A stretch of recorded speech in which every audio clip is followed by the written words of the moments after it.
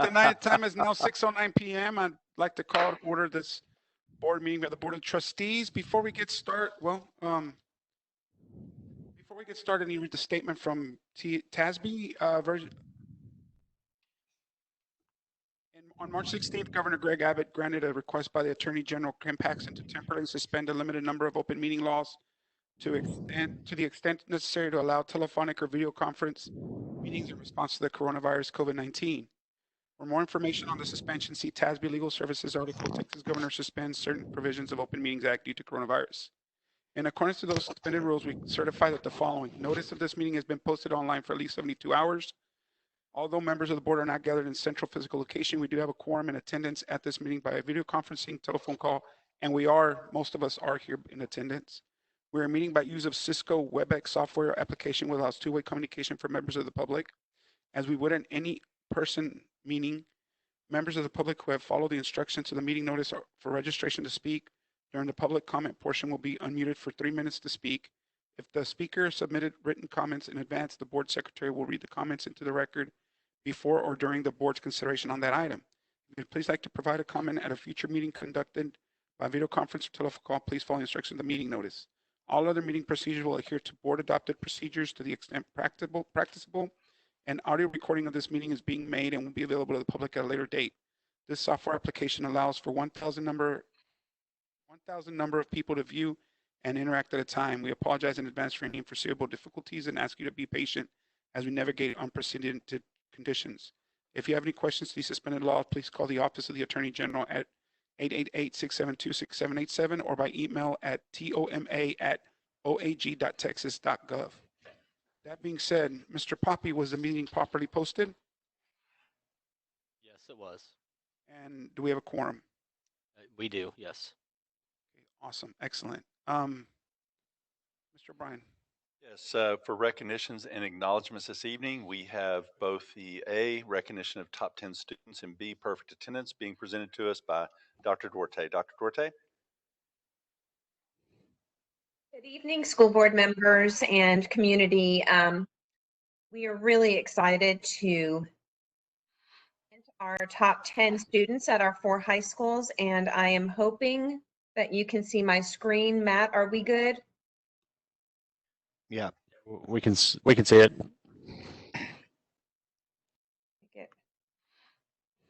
All right. So unfortunately, we don't get to have our students in front of us and highlight them, but we absolutely did not want to miss this opportunity to demonstrate the exceptional students that we have in our district. And my hopes are all 40 of these students are on this WebEx and able to see us celebrate their accomplishments. So we're going to go through our 4 high schools that have their top 10.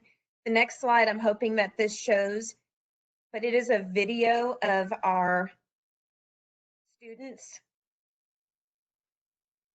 and how they got to celebrate their top 10 through a parade.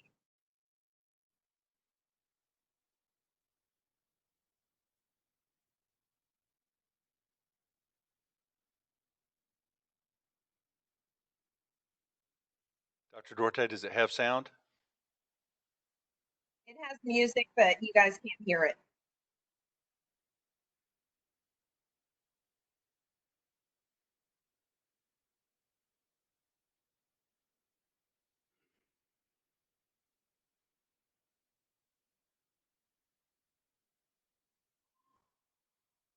So that was a little snippet of the celebration we had for the students, so they were able to participate in the parade, and our superintendent was able to celebrate the students, and my understanding is they truly enjoyed this opportunity. So we're going to start off with Susan Jackson, our principal at Goose Creek Memorial High School. Good afternoon. This is a little difficult, so bear with me. So I want to start off by saying that we really enjoyed that parade, and we celebrated all top 10 of my students participated. So number 10 is Anthony Seha, and he had a GPA of 4.912. His parents' name is Efahenia Seha, and he is planning on attending the University of Texas and studying computer science. He's been involved in orchestra, avid, cross-country, soccer, National Honor Society, and second place in the National History Fair in 2017. He was also second place in the Rayburn Relays in 2018 and announced as Outstanding Pre-AP Chemistry Student in 2017. His hobbies include playing his violin, studying, running, playing soccer, reading, and doing homework. Moving to number 9, Ruth Patino has a 4.968. Parents of Maria and Benejo Patino, and she plans to attend the University of Texas in Austin, studying business. She has been involved in the National Honor Society, National History Day, UIL, FBLA, Global Business Academy, Crime Stoppers, Go Green Club, and varsity tennis. For honor, she has received the Dean's List for the last 4 years, twice qualified for National History Fair Day, 6 times qualified for Regional National History Fair, 5 times qualified for National History Day Nationals, and then she was also the winner of the Baytown Lions Scholarship. Her hobbies include watching YouTube videos, playing tennis, and hanging with her friends. Number 8 is Anna Keys with a 4.973. Parents are Doug and Amber Keys. She plans on attending Lamar with a full ride and expected to major in psychology. She's been involved in the Go Green Club, the Student Council, National Honor Society, tennis, choir, Dazzlers, and Dugout Darling. She's received honors of the Falls Dean's List in 2016 and 17, outstanding chemistry student, and 3-year all-region choir member. Her hobbies include singing, playing the piano, writing music, listening to music, swimming, and researching astrology and the conspiracy theories, also hanging out with her friends. Number 7 is Haley Jimenez at a 4.975, parent of Claudia Jimenez. She plans to attend Lee College and major in education. Her organizations have been AVID, National Honor Society, and a Student Council. She's had honors of the Dean's List and Outstanding Academic Achievement Award. Her hobbies include spending time with loved ones and sketching. Our number 6 is Oswald Aguirre with a 5.005. His parents are Oswald and Maria Aguirre, and he plans to go to Texas A&M and majoring in computer engineering. His organizations have been TSA, National Honor Society, Key Club, Go Green, and AVID. He's received honors of regional finalist for the TSA, state competitor for the TSA, outstanding chemistry student, and student of the month for Highlands Chamber of Commerce. His hobbies include playing video games, basketball, walking his pets, and exercising. Number 5 is Gloria Medina with a 5.069. Parents of Susanna and Fidencio Alamino, and her plans are to attend California State University studying in biochemistry. She's been involved in National Honor Society, Spanish Club, TSA member, GCM Soccer, GCM Cross Country, and UIL Accounting and Journalism. She's received honors of Outstanding Pre-AP Chemistry Student, Student of the Week. Her hobbies include reading, playing soccer, and running. Our number 4 is Madison Moyer with a 5.138. Parents are Shannon and Jason Moyer. She intends to attend Texas A&M University studying business. Her organizations have been the Texas Academy of Acrobats and Gymnastics, PALS, Good Sportsmanship League, National Honor Society, AVID, Key Club, Bayway Church, and varsity cheerleading captain.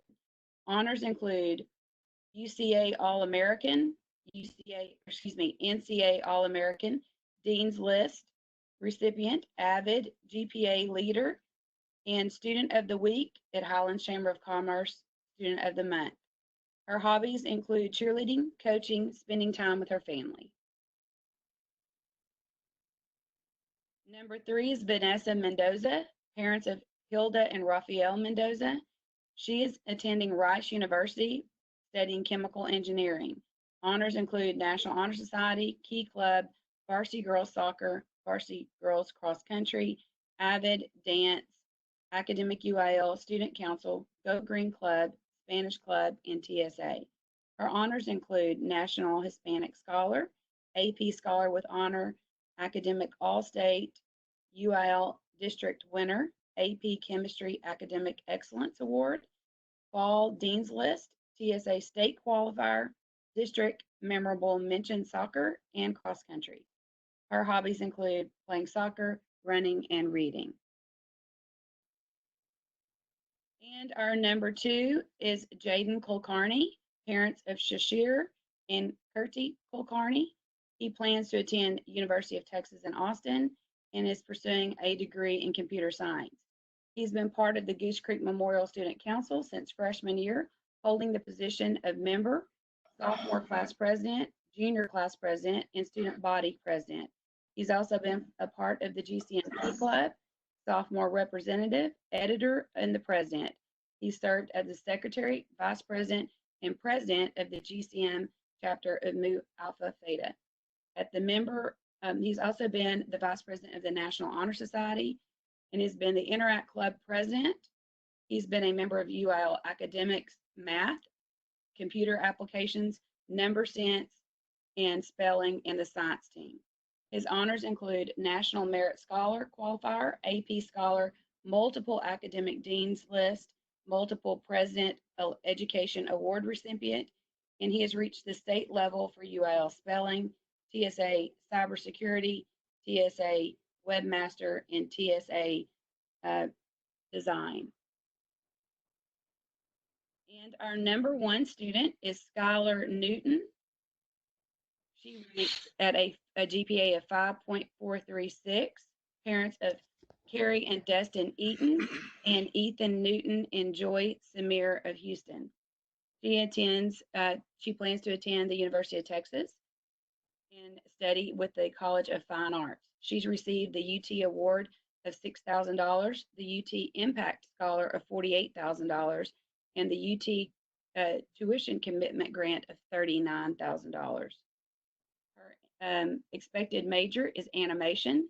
Her organizations have been National Honor Society, Technical Student Association, National Arts Honor, Global Business Academy, Future Business Leaders of America, and GCM choir member. Her honors include Houston Livestock Show and Rodeo Art winner for 4 consecutive years, TMEA All-Region Choir 5 consecutive years, State Visual Arts Scholastic Event for 4 consecutive years, Scholastic's Art and Writing Gold and Silver Key Award multiple times, the DAR Good Citizen Award, AP Scholar with Distinctions, and Distinguished Honor Roll for the last 4 years. Her honors are drawing, painting, singing, playing the guitar, the piano, and the ukulele, gardening, and writing.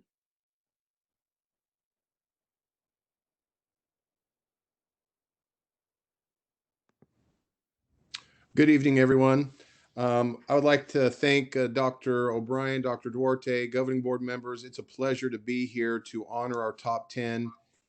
And I would also like to pay a special tribute to our parents who no doubt have been so influential in the lives of these 10 individuals. First, we'd like to start with Josue Valadares Jr. He's ranked number 10 with a grade point average of 5.045. He's an avid student and is in the Robert E. Lee STEM Academy. Josue is also a member of the National Honor Society. His honors include the top 10, the principals list, perfect attendance, and the Golden Gander Award. Josue plans to attend the University of Houston and major in the stock market. His hobbies are reading and volunteering. Josue is the son of Josue and Dolores Valadares. Number 9 is Jose Angel Garcia. He has a grade point average of 5.097. He is a member of the National Honor Society, Interact Club, Key Club, Epic Club, and the Robert E. Lee Band. He is an A honor roll student and has perfect attendance. Jose's honors include the Golden Gander Award and becoming Microsoft Office Specialist in high school. He plans to study at Lee College and transfer to a university. While at Lee College, he wants to work for Goose Creek Technology. His career path is to become a computer hardware engineer. His hobbies are playing and collecting video games and consoles. He also likes building and repairing computers. Jose is the son of Elisa Garcia and Jose Garcia. Justo Rodriguez is ranked number 8 with a grade point average of 5.107. He's an avid student and in the Robert E. Lee STEM Academy. Justo is a member of the National Honor Society. He served as president of the Robert E. Lee Choir and was a member of the TMEA All-Region, Mixed, and All-State Solo and Ensemble. His honors include the Golden Gander Award, Perfect Attendance, NHS Community Service Award. He is an All-A honor roll student. Justo will attend the University of Houston and major in chemical engineering and continue his passion for choir. He enjoys singing in the choir and at home. He likes to playing video games with his friends and taking naps. Justo is the son of Aroldo and Maria Rodriguez. Christina Rodriguez is our number 7 ranked student. She has a grade point average of 5.168. She serves as the student body vice president of the Interact Club, and National Honor Society treasurer. She is also a member of the Spanish Club and is an avid student. Christina is an All-A honor student and has received the Golden Gander Award, Perfect Attendance, and the Girl Scout Silver Award. She plans to attend the University of Houston and major in technological leadership and innovation management. Her hobbies are baking, volunteering, and traveling. Christina is the daughter of Teresa and Christopher Rodriguez. Number 6 is Zach Patterson. He has a grade point average of 5.171. Zach is a member of the marching band, jazz and concert band, academic UIL team for journalism, science, and math, the National Honor Society, Technology Student Association, and the 2019 Texas Boys State Representative. He was also involved with the Deer Park Community Concert Band and Lee College Thursday Night Jazz Band. He is the drum major for Robert E. Lee, 2-time All-Region, All-Area Jazz on saxophone. Zach is a Lamar University Mirabeau Scholar and a Lamar University Elite Scholar. He also received the AP Scholar Award. Zach will attend Lamar University on a full ride. In his free time, he likes producing music and playing the saxophone and the piano. Zach is the son of Brian and Sarah Patterson. Zachary Bogle is ranked number 5 in the class of 2020 with a grade point average of 5.175. He is an avid student and is in the REL STEM Academy. Zach also served as president of the National Honor Society and was a member of the senior committee and baseball team. He plans to attend the Colorado School of Mines in Golden, Colorado. Zach plans on majoring in civil engineering. His honors include perfect attendance, the 2-time Golden Gander Award, the Avid Quiet Giant, the Avid Student Athlete of the Year, Excellence in Mathematics Award, the Boston Congress of Future Scientists and Technologists invitee, and he was voted Mr. Lee this year. His hobbies include baseball, hunting, video games, and skateboarding. Zach is the son of Stephanie and Michael Bogle.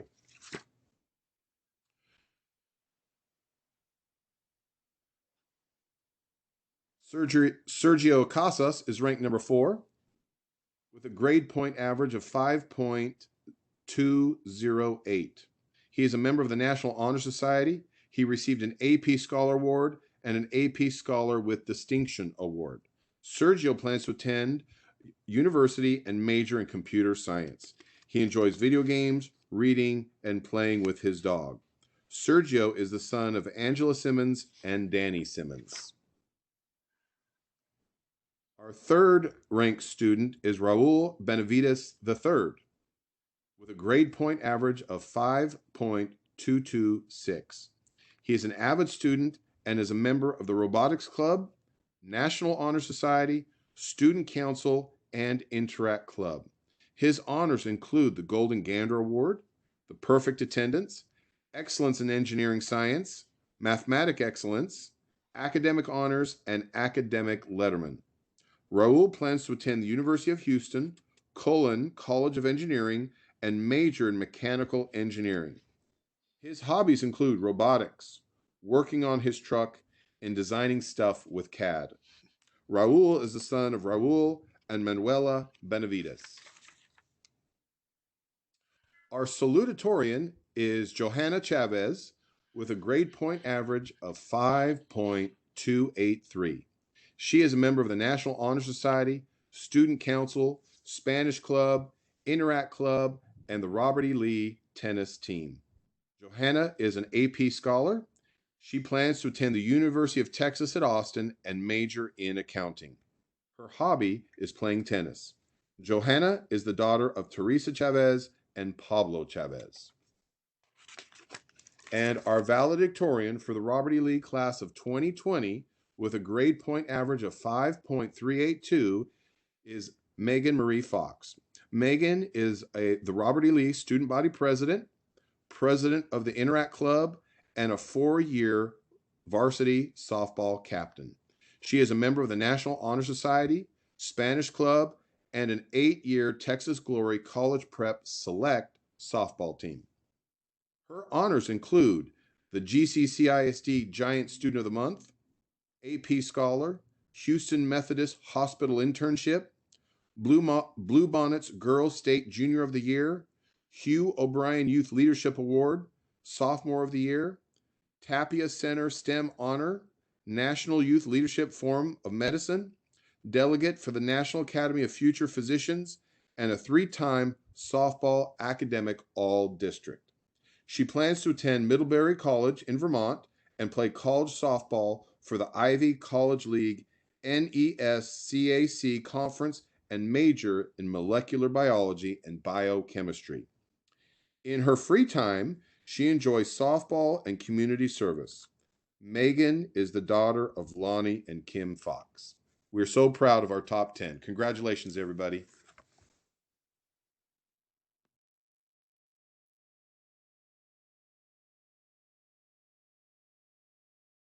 All right, good evening, Board President Laredo, board members, Dr. O'Brien. Appreciate everyone being here tonight to help celebrate our top 10 Sterling Rangers with us. We're going to start out with our number 10, and that's Reagan Malpass. She has a GPA of 5.055. She's the daughter of Jennifer and John Malpass.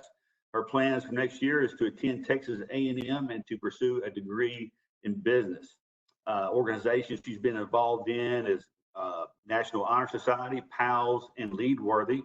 Some of her honors were Girl State Citizen, Rodeo Art Finalist, and a few of her hobbies are hanging out with friends, watching TV, and art. And that was our number 10, Reagan Malpass. The class rank of number 9, that's Matthew Ward. Matthew has a GPA of 5.058. His proud parents are George Ann and David Ward. His plans for next year are to attend Texas A&M University, studying, getting a degree in business. His organizations include PALS and National Honor Society. Some of his honors are Boys State, the U. O'Brien Youth Leadership Award, and All District in tennis in 2018. Some of his hobbies include working out, reading, and running.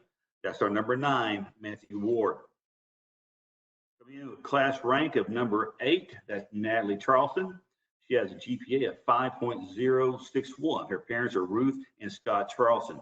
She plans to attend Texas A&M and College Station in the fall with expected major in recreation, parks, and tourism science.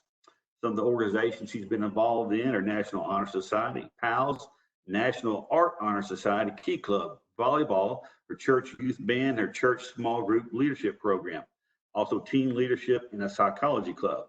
Honors also include ninth grade Houston Rodeo Art Show, where she placed first overall. Some of her hobbies include music, piano, bike riding, and learning guitar. And that's our number 8, Natalie Charleston. Our number 7 is Sherilyn Dudley with a GPA of 5.163. Her parents are Amber Martin. Her plans for next year, she's certainly going to college, but as yet undecided where, plans to major in history. And an organization she's been involved in throughout high school is the National Honor Society. As far as her hobbies, they also include reading, journalism, journaling, and vibing. And that's our number 7, Sherilyn Dudley. Coming in a class rank of 6, that's Grace Harper. Grace had a GPA of 5.168. Her proud parents are Susan and Don Harper. Her plans for next year are to take summer classes at Lee College and then attend Stephen F. Austin State University, where she expects to major in deaf studies. Organizations she's been involved in at the high school are Ranger Volleyball, the Sterling Signing Symphony, the PAL program, National Honor Society, different church organizations. She was a key club member, ASL Honor Society, as well as National Honor Society. Some of her honors include the Texas Bluebonnet Girls State, National Honor Society, the Sterling Signing Symphony as president, and also the ASL Honor Society president. Some of her hobbies include yoga, reading, drinking coffee, and playing guitar. And that's our number 6, Grace Harper. With a class rank of 5, that's Crystal Balaga Mesa. And she has a GPA of 5.246. Her proud parents are Christy and Joel Balaga Mesa. Her plans next year are to attend the University of St. Thomas in Houston and plans to major in education. The organizations she's been involved in are National Honor Society, PALS, the youth group at St. John's, Student Council, International Club, and Varsity Choir. Some of her honors include advancing to the district history fair. Hobbies include she likes to paint, playing the guitar and piano, and she likes to eat a little bit as well. And that was our number 5, Crystal Balaga Mesa. Now, number 4, that's Andy Lee with a GPA of 5.26. Parents' name is Dunn Lee. Plans for next year, he's yet undecided where he's going to college, but where he does end up, he plans on majoring in computer science. And that's our number 4, Andy Lee. With a class rank of number 3, has Kevin Lynn. Kevin has a GPA of 5.308. Proud parents are Cindy Lee and Ricky Lynn. Plans for next year are as yet undecided, but his college major, he plans on majoring biomedical science and also computer science. Organizations he's been involved in a lot of UIL activities. Honors include National AP Scholar, and that is our number 3, Kevin Lynn. Now, this year's salutatorian, our number 2 with a GPA of 5.44, and that's Isabel De La Rosa. And her proud parents are Thomas and Marianne De La Rosa. Her plans for next year include attending Johns Hopkins University, majoring in biology as a pre-med student with plans to pursue a Doctor of Medicine degree. Her expected major in college will be biology. Some of the organizations she's been involved in include varsity soccer, honors orchestra, NHS PALS, and Key Club. Honors include AP Scholar with distinction, total of 8 UIL math individual and team competition awards, academic all-district twice in soccer, Texas History Day competition at state, 4-time qualifier, first and fourth place historical paper, Willie Lee Gay Award twice, History Fair Regional, first place historical paper once, second place twice, third place once, and the VFW Military History Award. And some of her hobbies include playing soccer and working puzzles. And that's our number 2, Isabel De La Rosa. Now this year's Sterling number 1 valedictorian with a GPA of 5.628 is Trammy Nguyen. Trammy's proud parents are Jennifer Lee and Chung Nguyen. Plans for next year, she plans to attend Yale University in the fall to study cognitive science and statistics, and hopes to someday become an academic researcher. Expected major in college will be cognitive science and stats. Some of the organizations she's been involved in over the years include International Club as a president, Student Council Senior Class President, UIL Journalism State Champion, Psychology Club President, Science Club, Key Club, NHS, also has been involved in band. Some of her honors include the Jack Kent Cook Scholar, National AP Scholar, National Merit Scholarship recipient, Texas History Day winner, UIL Journalism State Champion, UIL All-State Journalism Staff, Questbridge College Prep Scholar, and the Walter Hurst Sophomore of the Year. Hobbies include sleeping and more sleeping. And that's all she's done. She certainly deserves well-deserved rest. So that's our number one, our valedictorian for this year. That's Tramby Wynn. All right. Go ahead, Ms. Reyes. Hi, good evening, everyone. It's my honor to announce the top 10 students of the class of 2020 of Impact Early College High School. I'm proud to share a note that all of our top 10 are earning their associate degrees from Lee College this May. So we're proud of all of our top 10 for that.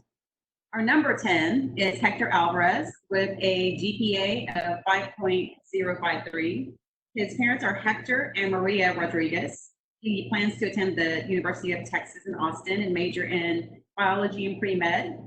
In his time at Impact, he's served several leadership positions in these different organizations. As a senior, he was president of National Honor Society, vice president of the International Club. He's been a student council officer, art club officer as well, and he has participated in the National Hispanic Institute Great Debate. He has earned the Terry Scholarship, the Spanish Club Tree Lovers Award, Student of the 6 Weeks, special recognition as Pirates Bay lifeguard. And his hobbies include volunteering at community service events, working at HEB, reading books, watching documentaries and conspiracy theory videos, reading articles that involve medicine and scientific discoveries, and spending time with his family.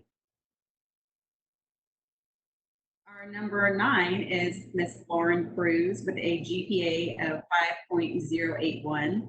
Her mother is Laura Cruz, and Lauren plans to attend the University of Houston downtown and major in criminal justice. She was the Secretary of Student Council. She was in the National Honor Society on the yearbook staff, and she's graduating with a 4.0 from Lee College. Some of her hobbies include painting, baking, and journaling. Our number 8 is Adeline Torquemada. Her GPA was 5.104. Her parents are Juventino and Sylvia Torquemada. She plans to attend Lee College to pursue her nursing degree. She participated in the National Honor Society, the International Club. Honors include recognition at Lee College in the Presidential Honors Day ceremony. And some of her hobbies include painting, baking, and reading. That's our number 8. Moving on to our number 7, Izalia Ortuño. Her GPA was 5.164. Her parents are Humberto and Maricruz Ortuño, and she plans to attend the University of Houston to major in business administration or finance. Some of her activities at Impact were participation in National Honor Society. She was a student council officer. She earned 2 awards of excellence from Lee College during their Presidential Honors Day ceremony in philosophy and accounting. And her hobbies include painting, designing, journalism, and soccer. That was our number 7. Our number 6 is Diego Gomez with a GPA of 5.167. His mother is Zenaida Gomez, and he plans to attend the University of Houston to major in finance. He was a member of Grad Club, Spanish Club, Chick-fil-A team member. He's earned over 90 hours of community service through different events such as tutoring, tree planting, and participating with the jailbreak run. His hobbies include fishing and playing video games. And that's our number 6. Our number 5 is Noe Sanchez with a GPA of 5.174. His parents are Ricardo and Leticia Sanchez. He plans to attend the University of Houston main campus to major in civil engineering. He earned the Dorothy Cooks Hayes Award for Outstanding First-Year Student at Lee College. and he's also a Lee College Honors graduate. Our number 4 is Abraham Montoya Arachiga. His GPA is 5.184. His parents are Juan Montoya and Gregoria Arachiga. He plans to attend the University of Houston at Austin and major in business management. He participated in the Spanish Club, Interact Club. He was in the United States Tennis Association and on the GCM varsity tennis team. His hobbies include tennis. That was our number 4. Our number 3 is Leslie Chavez with a GPA of 5.219. Her mother is Lourdes Valencia, and she plans to attend the University of Texas at Austin and major in social sciences. She participated in Girls Club, Spanish Club, the Gardening Club. She was an Impact Ambassador, an avid tutor, a Spartan teacher. She was a teacher assistant. She was also a Quest Bridge finalist. She was honored at the Lee College Presidential Honors Day ceremony with over 100 hours of community service. She also earned the Philanthropic Education Organization Award and the Comcast Leaders and Achievers. She was a recipient of that award as well. That was our number 3, Leslie Chavez. Our number 2 and salutatorian is Alexandria Peterson. GPA of 5.220. Her parents are Justin Peterson and Jennifer Blankenship. She plans to attend Lamar University and major in chemical engineering. Her hobbies include video games, exercising, talking with friends, and watching Netflix. And our number 1, the valedictorian of the Impact Class of 2020 is Miss Daniela Gomez with a GPA of 5.249. Her parents are Ruben and Liliana Gomez. She plans to attend the University of Houston Cullen College of Engineering and major in industrial engineering. She was the vice president of the National Honor Society. She participated in Spanish Club. She had over 70 hours of community service.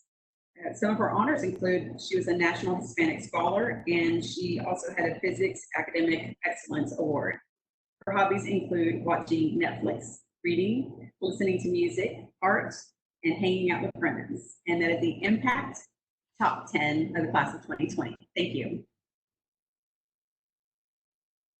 All right. Thank you, Principal Reyes, Principal Jackson, Principal Farnsworth, Principal Chaddick. Appreciate you giving the lowdown on the students' top 10 for each of your campuses. Proud you are, because not only were they successful academically, but as you read the bios, we could see how involved they were with your campuses and what rich value they added to your campuses this year. So congratulations to all of our top 10. And we also want to send a shout out to all the parents, grandparents, and community members who lined up on Friday with that parade that was conducted going down Garth Road all the way and finishing up here at Central Admin. So congratulations to all. Job well done. Thank you. We'll kick it back to Dr. Duarte, who will be has one more recognition, I believe.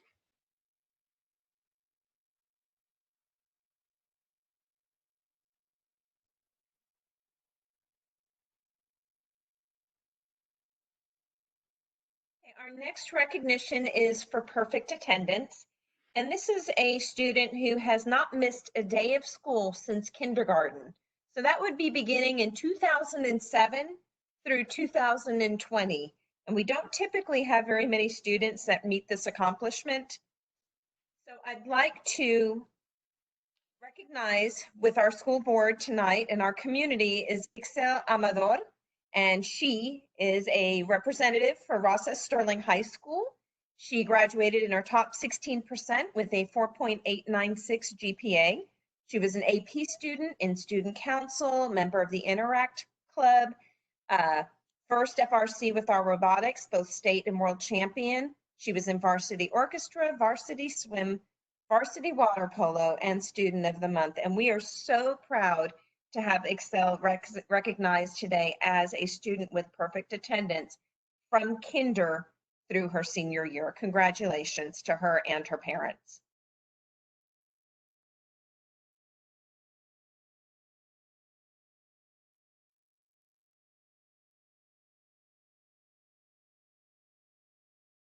sir. Okay, thank you so much, Dr. Duarte. Appreciate that greatly. Congratulations to those kids. Y'all have done a brought great honor to our school district and also to um, our top 10 and to our young lady that did the perfect attendance. That's very much an accomplishment. Next, we have citizens' participation. Citizens who have registered with the recording secretary may address the board on matters other than the character of any student, staff, or board member. Since the item addressed by the speaker may not be posted in accordance with Texas open meeting law, board members may only listen to individual statement and may not discuss the item with the patron or take action on any matter not on the agenda. Each individual heard shall be allotted no more than 3 minutes for the presentation. However, if more than 10 citizens register to address the board, more time may be given by the majority of the vote of the board. I know that we have several people signed up.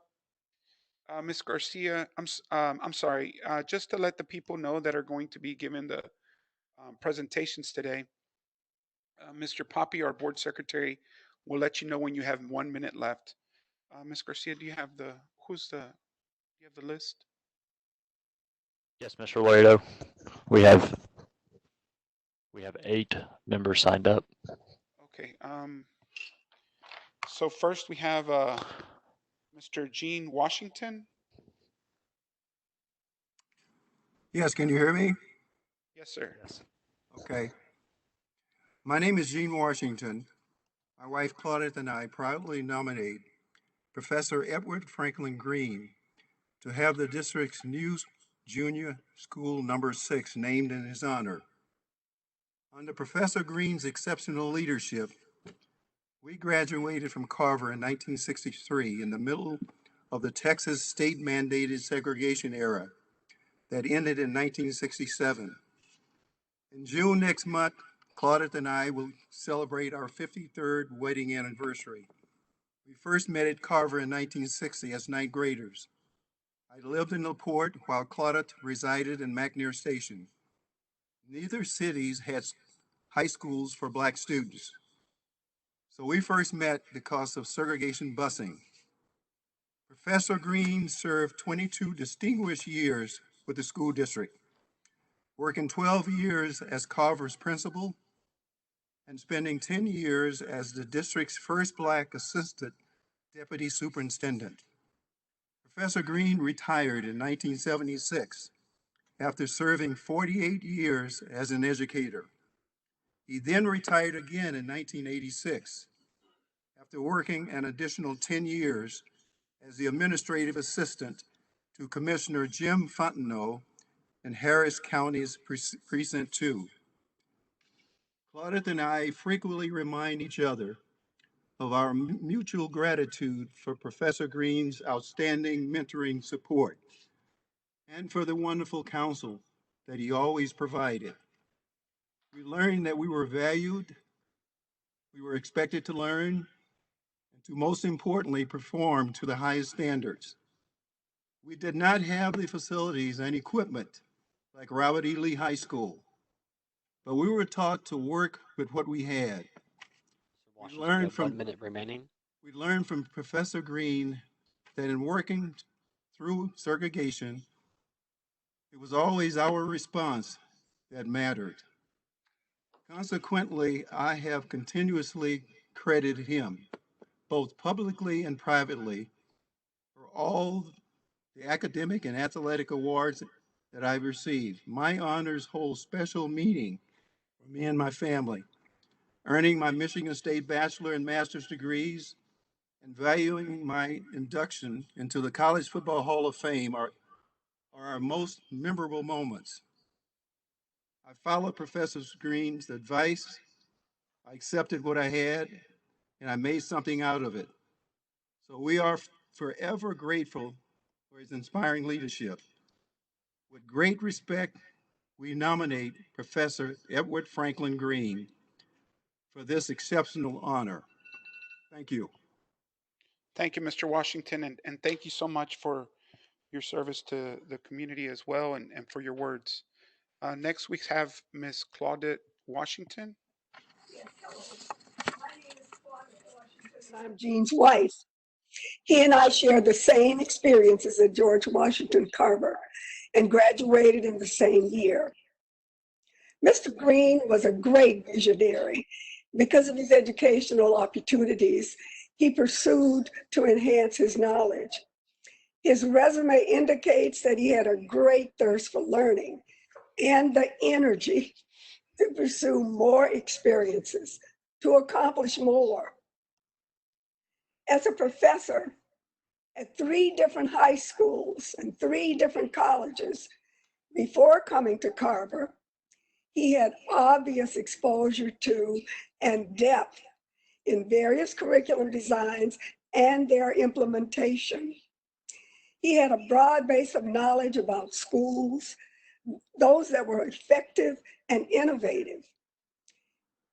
He had a broad base, pardon me, he was known to be a well-informed educator and served many terms as president of several different teacher associations. He had a knack for hiring and retaining an excellent group of teachers who possessed high standards. I want to take the opportunity to say that Mr. Green treated all students with great respect and established a no-nonsense code of behavior that established Carver as a place for learning. We are forever grateful to Mr. Green for offering a broad and diverse curriculum that allowed students to be exposed to various courses of studies across disciplines like music, drama, science, math, foreign languages, and sports. Mr. Green would not allow excuses to justify a failure to work hard and enhance one's ability to achieve. 1 minute remaining. Thank you. He believed that and taught us to believe it also. We loved our school. It was lively, fun, and a safe environment. We did not complain. I am delighted to nominate Mr. Green to receive the honor of having Junior 6 named after him. At this point, you have read Mr. Green's credentials and are familiar with his impressive accomplishments and interest in civic responsibility and community unity. His involvement with parents and community helped to solidify an ongoing partnership that would preserve a high school of great quality and education for future generations. Thank you so much. Thank you so much, Ms. Washington. Next, we have Mr. Reverend Sherman Gray III. Good afternoon. It is both an honor and a privilege to be asked to speak today before such a distinguished panel of board members and community participants. Having seen firsthand the work that you all strive to accomplish, I know that each of you has a vested interest in growing giants. What does it take to grow a giant? It takes commitment, love, understanding, and a willingness to do the tough work. When I think of our theme here in Goose Creek, Here We Grow Giants, I can't think of a better giant grower than Mr. Eddie Franklin Green. The 50s and 60s was a very tumultuous time in our nation, but Baytown, Goose Creek ISD, saw things a little different. Mr. George H. Gentry wanted all of his students to be successful, so he searched high and low, and he found one of the greatest principals his town has ever known in the person of Mr. Eddie Franklin Green. George Washington Carver was the high school designated for students of color during that moment in history, and GCCISD went in the direction of equity over equality. Eddie Frank Green was the man selected to lead George Washington Carver onward and upward. You may be wondering how such a young man as myself knows so much. Well, my father, Sherman Gray Jr., is a 1961 graduate of George Washington Carver under the leadership of Mr. Green. And I'm told that Mr. Green made such an impact on my father that my name was almost Eddie Franklin. That would have been a little awkward today. But in all seriousness, Mr. Eddie Franklin Green was embodying the spirit of our current theme, Here We Grow Giants, long before there was a theme. He inspired countless students of color to further their education And these students of color went on to obtain secondary degrees. Many of them will become educators themselves, some right here in GCCISD. I can mention the many state athletic championships that Carver won under Mr. E.F. Green's leadership. I can mention the many academic acknowledgments and honors that Carver was awarded under Mr. E.F. Green's leadership. But if he were here today to speak on his own behalf, I don't think he'd talk about those. I believe he would say to us that he is the kind of man who believes that students come first at all costs. You see, Mr. E.F. Green didn't just talk the talk, he walked the talk. He saw a need and he didn't wait for help. He understood what all great educators understand, that we are the help. This is what great educators do. Mr. E.F. Green saw a student who didn't have the greatest home financial life, and with the consent of the student's parents, he adopted the young man, paid for his college education out of his own pocket. The young man was Samuel E. Burton, and he would go on to become the first African-American lawyer in the United States Coast Guard.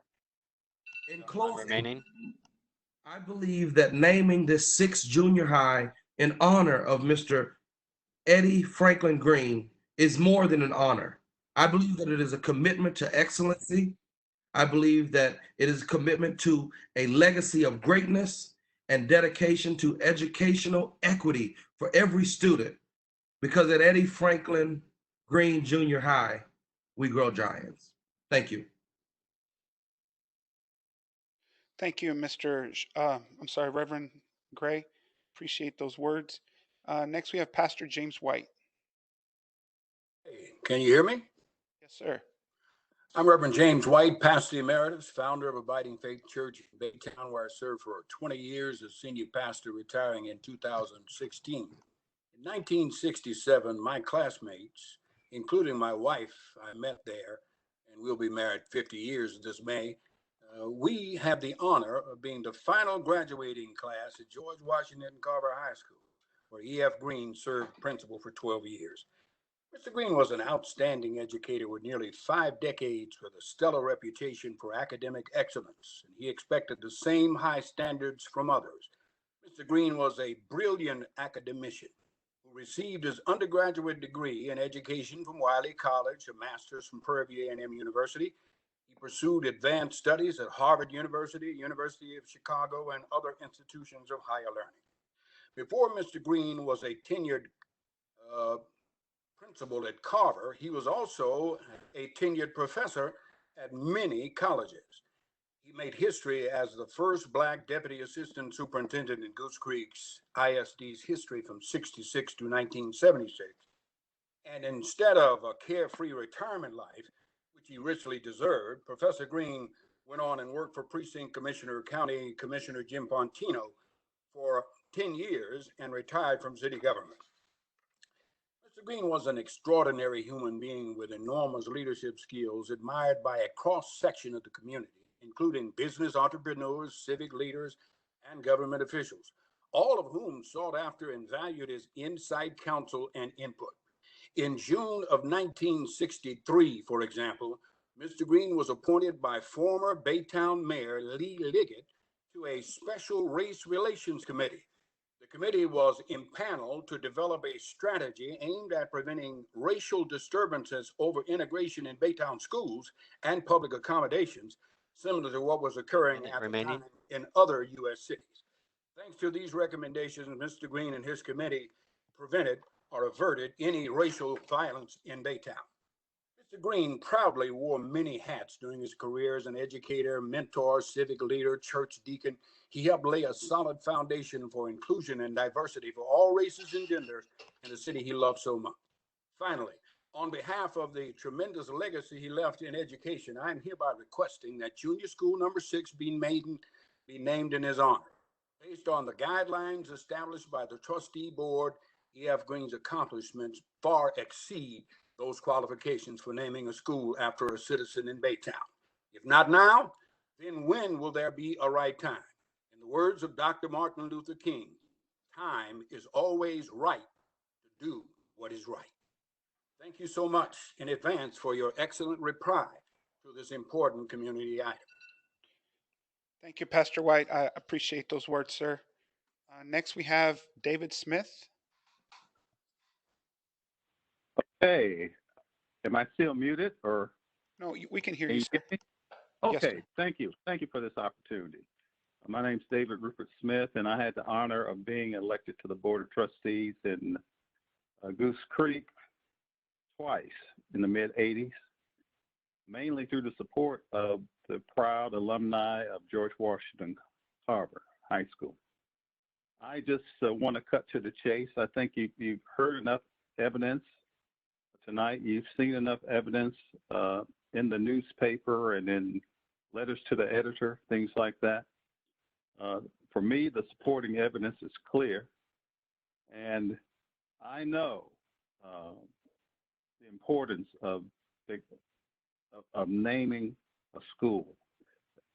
For me, being a former board member, when I look back, choosing a superintendent, setting the budget, approving curriculums, all that's very important. Usually the first thing that's listed in the duties of a board member.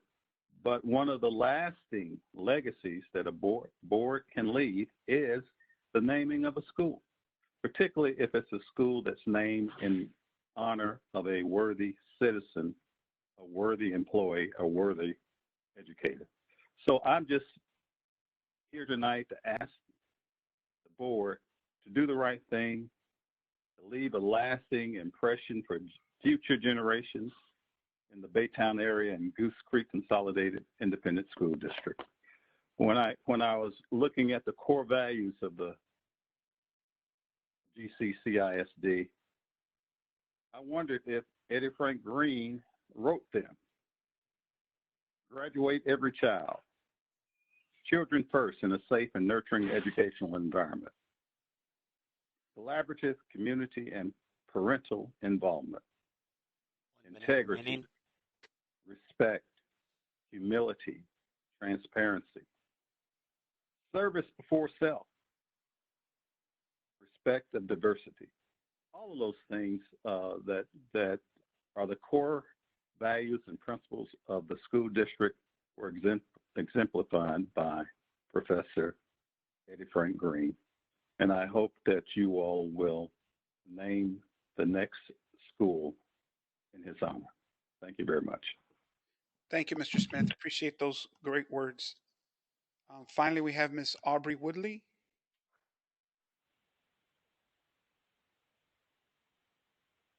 Are you there? I'm sorry. Hello? We seem to be having a little bit of connection issues. Mr. Woodley, if you'd like to come back a little bit later once you get a connection, we'd like to take you maybe before we go to closed session. We'll check up. Hello, can you all still hear me? Yes. Okay, we're good. Okay, yes, so I was not muted, so that may be part of the problem. Okay, we can hear you now, Mr. Woodley. I apologize for that. Go right ahead. I'm still not muted. And this is David Smith. I'm still not muted on your system. Oh, I think you have to hit the mute button on the bottom left of your screen. It's muted. I've got Mike Wilson or Charles Johnson. Okay. Also. So Woodley didn't make it? I've got them unmuted, but the person with that closest name that I know of. Okay. It's an Aubrey Woodley. Aubrey Woodley, are you on here? I see you on here, but I don't know if they're muted. Okay, we're going ahead and go to Mr. Johnson. And we have Mike Wilson as well. Okay. Yes, can you hear me? Yes, who's this? This is Charles Johnson. Okay, go ahead. Go right ahead, Mr. Johnson. Well, I would like to first and foremost thank you all for allowing me to have this opportunity to speak on behalf of Mr. Green. For the record, my name is Charles Johnson, Baytown City Councilman. Also proud to say that I was also recognized as the GCCISD Alumni Giant of the Month back in January. Thank you for that. in speaking on behalf of Mr. Green and having junior high number 6 named after him, you've already heard everyone mention his integrity, how he had exemplary character and his leadership ability. That was also shown when he was recognized by his peers on numerous state boards for education, when he was recognized, when he was elected as president. We can also look at his history and what his students have said about him who have graduated in the time that he served there. I don't want to reiterate any of what was spoken on those lines, but I just want to say this. I was influenced by what he had taught those who had graduated from under him, because I'm still hearing those teachings today. I know many of the graduates of Carver High School, and they talk about him all the time, one of them being my pastor. I've actually heard him reference Mr. Green in numerous sermons about how he was a man of integrity, his leadership skills, some sayings that he said that stuck with him. We actually have the opportunity to have a school named after someone whose legacy affected this community from generation to generation to generation. How often do we have an opportunity to say that? 1 minute remaining. That being said, what more can be asked or expected of an outstanding individual to have the honor of a school named in their honor? I can't think of anything more. We've heard from award-winning athletes. We've heard from people, some scholars who have gone on to do great things. I didn't even realize that he had actually adopted a child and paid for him to go to college, and he achieved great things. I would think it would be fitting to name this junior high number 6 the Green Junior High, and I would hope that, as others have put, the right thing is done when it comes to naming this junior high. Thank you for your time. Thank you, Mr. Johnson. I appreciate your words and also the service that you do for our community. Next, I believe we have Mr. Mike Wilson. Yes, sir. This is Mike. Can y'all hear me? Yes, sir. Good evening, board members and Dr. Brown. I want to thank you again for allowing me to speak at a second consecutive board meeting about a great Baytown businessman and citizen who was so important to the growth of our town and our school district. And that man is Mr. Hugh Eccles, Jr. And as you can see from the information that I presented to you in your package, Mr. Eccles was truly Mr. Baytown in his 44 years of service to this community. As I said in my original 3-paragraph nomination and my following elaboration of those 3 short paragraphs, he was indeed an icon here, and I believe very worthy of the honor of having our newest junior high named for him. The letters that I was able to gather that are in your package from folks in town tell you what I have learned about him in my 45 years in Baytown. I believe that these folks have attested to my narrative of his contributions to the growth and prosperity not only of the city, but of the school district. A few quick points about Mr. Eccles that are in your packet. You may or may not know, but there's a street named after Mr. Eccles in Baytown. Many hundreds of folks in Baytown, including plant managers and other strong supporters of the city and the school district, were his close friends and supporters. When he died in 1964, the whole city, including all of its leaders, mourned his death. That doesn't often happen to a person in Baytown where everybody mourns his death. The kids at Robert E. Lee High School, I learned, loved him and even wrote and published articles about him way back in the 50s. You may have seen in the package there are several monuments that have actually been built that are still in existence in and around Baytown.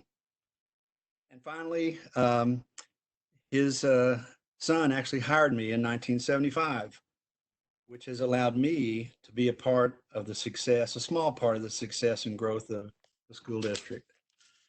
So finally, I would respectfully request that you name our next school facility, our next junior high, after Mr. Eccles. And I look forward to you inviting his family to the groundbreaking. They will be absolutely honored beyond belief when you do that. And I believe everyone in Baytown, in the school district, in the whole school district will applaud your choice. Thank you very much. Thank you, Mr. Wilson. We appreciate your words and time that you've taken to express on Mr. Eccles. Next, we have some letters we're going to read out from the community. Start with you, Mr. Poppy. We'll rotate. Yes, sir. Okay, just reading a letter into the record from Bobby Booker Ray. Dear Board of Trustee members, I am writing this letter in support of the former Baytown George Washington Carver High School principal, Mr. Edward Franklin Green. My name is Bobby Booker Ray, and I am a 1963 graduate of the Carver High School. I would like to tell you about some of the things that I and many others observed about Professor Green while we attended the historical Baytown George Washington Carver High School. Professor Green was a well-educated man who took a lot of pride in doing his job and running his schools the way high schools should be run. Could be run or had to be run during that period of time before integration. He made it well known that he was the man in charge of running Baytown George Washington Carver High School. He made a point to recruit and retain the best coaches, teachers, staff, bus drivers, cafeteria workers, and janitors for his school, made sure they all observed the school's rules. He also expected the best out of the athletes and students who attended Carver. As an athlete student, you are also expected to obey all the school's rules, and that he made sure everyone did. Eddie Frank, as he was often called by his close friends and other adults, was a slight man in stature, but he was 10 feet tall when it came to integrity, character, and leadership ability. He was a strong-willed man that always did what was best for his school, its teachers, coaches, staff, students, and the community. He didn't have any problem letting anyone know he was in charge of the Carver School. He was a leader and force in the Black community and was respected by all of the Goose Creek CISD officials, board members, and other leaders in the city of Baytown. It was under Professor Green's administration that the attendance increased and absenteeism decreased. An extended public activity program was developed, including clubs, intramural activities, honor societies, memberships to the Southern Association of Colleges and Secondary Schools was achieved. Student participation in band, orchestra, choral groups, dramatics, forensics, and other performing arts increased. Course enrichment for college-bound students in chemistry, biology, calculus, theory of equations, advanced Spanish, French, and creative writing were developed. Emphasis was given to national merit scholarship, competition with several high scores made by students, and an in-service training for teachers was begun. Professor Green expected the coaches at his school to dress professionally when coming and leaving the school. It was okay for them to wear coaching pants and tops, warm-ups, and shorts while coaching and during physical education classes. However, they were expected to dress professionally while coming and leaving his school. The same thing applied to the teachers and other staff members. He expected his coaches, teachers, and staff members to set a good example for the students. His thought was, how can we expect the students to observe our dress code if the coaches and teachers are not setting a good example for them? Thank you. And we have a letter from Mr. Alfred Fontino. As a former George Washington Carver School graduate of class of 63, it is an honor with great pleasure that I write this recommendation letter for the naming of the school after my high school principal, Mr. Edward Franklin Green. Principal Green was a driving and influencing force for me and thousands of former Black students in Baytown as their principal. He daily demonstrated the character and qualities that you look for in a man, a leader, a citizen, and certainly in a principal. He was a religious and moral man in the community. These are principles and qualities that we sorely miss and lack in some of our leaders today. He was a caring man. He adopted a young man from an impoverished local family. He helped this young man become a college graduate. He was and is still respected as a former educator and community leader. There's not a time since my returning home that my retirement as an American diplomat that when a group of friends get together, that we always get around to talking about Carver High School and Principal Edward Franklin, Eddie Frank Green. He was not always liked for his strict rules at Carver, but he was and is still admired, appreciated, and respected as a community leader and beloved principal. Go Buccaneers. Therefore, it is with great pleasure and pride as George Washington Carver alumni that I respectively request this honorable nominating committee favorably accept the name for the next school built in the great city of Baytown to be named after Principal Edward Franklin Green. Respectively yours, Alfred Fontino, PhD, retired ambassador and decorated Vietnam veteran. The next one is from Cynthia A. Jackson to Mr. Randall O'Brien, Superintendent of Schools, Mr. Augustine Laredo III, Goose Creek CISD Board of Trustees President, and members of the GCCISD Board of Trustees. As a retired educator of 40 years and an active member of the community of Baytown, I'd like to suggest the upcoming new junior middle school be named after Mr. Edward Franklin Green, a past educator and administrator of GCCISD. In compliance and agreement of the guidelines provided by the school district state that a district facility shall be named for a deceased person who has attained prominence locally or nationally in the fields of education, science, art, statesmanship, political science, or military achievement. I support that the Baytown GCCISD School Board name the upcoming number 6 junior middle school after one of the most genuine past educators, leaders, and missionaries of all time, Mr. Edward Franklin Green. Thank you. With respect, Cynthia A. Jackson. Thank you, Ms. Jackson. Next, we have a letter from Judy Saunier Millhouse. Mr. Randall, it is with great delight that I write this letter in support of naming junior high number 6 in honor of Principal Edward Franklin E.F. Green during May 4th, 2020 school board meeting. Without a doubt, I strongly believe Principal Green is most qualified among the candidates because of his dedication to education and its minority students, particularly during a time when society was facing racial disparities, discrimination, and the eventual task of school integration in the South. Not too many, if any, other local educators can say that. Instead of being dismayed or negatively swayed by these realities, Principal Green arose to the challenge of spearheading Baytown's George Washington Carver High School, the only one designated for Black students.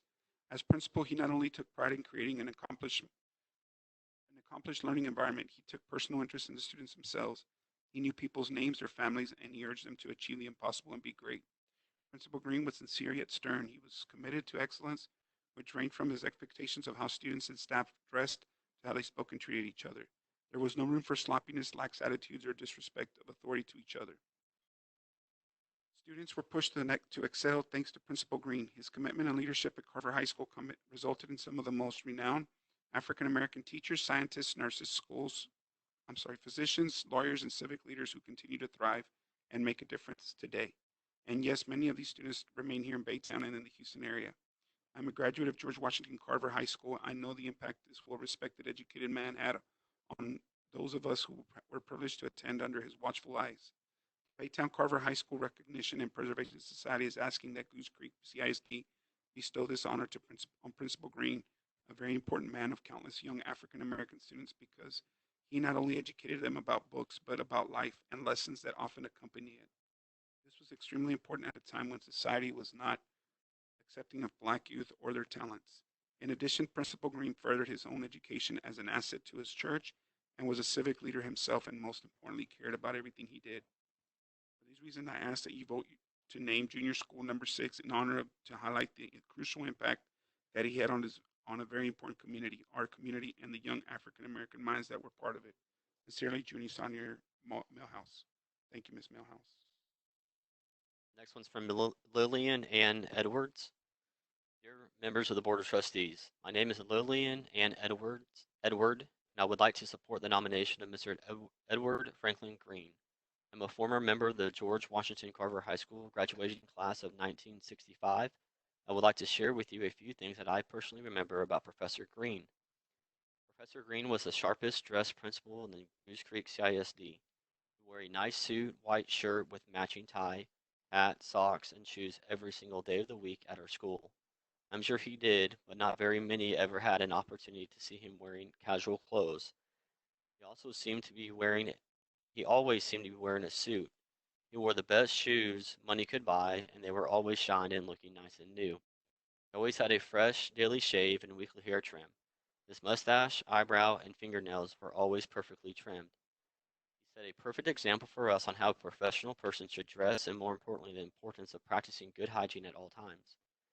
In today's society, most teachers, coaches, and principals don't really know all the parents and some of the students on a personal base. They don't know the needs of some students and what type of environment they are exposed to or involved in at home. Because of principals like Professor Green and his expectations, the Carver School coaches and teachers took the time to talk to students who were heading down the wrong road. Because of his expectations, the Carver School coaches and teachers took the time to encourage students to stay in school, to help them when needed, encourage them to continue doing well in school, and gave them a pat on the back when they saw improvement made by students. Professor Green often fed students if he knew a student was hungry and didn't have enough breakfast or lunch money. At times, he even brought clothes for poor students who really needed clothes. I am told that he encouraged the coaches and teachers to pitch in at times and do the same for underprivileged children. He truly believed that no child should be left behind and took whatever steps necessary to prevent the student from being left behind. Because of Professor Green, the students and coaches taught us what to do in preparing to enter college, trade school, the armed forces, or the workforce after high school, college. They prepare us for the mean world we are stepping out into after high school, trade school, and college. They were they were your teachers, instructors at school, your friends and comforter when you needed them, and some of them even kept up with us after high school and college. That was something that Principal Green expected his teachers and coaches to do. Many of us who attended Carver regret the fact that our children, grandchildren, and great grandchildren won't have an opportunity to experience what we experienced by having a dedicated principal like Professor Green. We know that some of the things that were done by him when we were in high school probably can't be done in today's society, but because of the way he ran his high school and stayed on top of basically everything, all of us are better because of him being a part of our lives.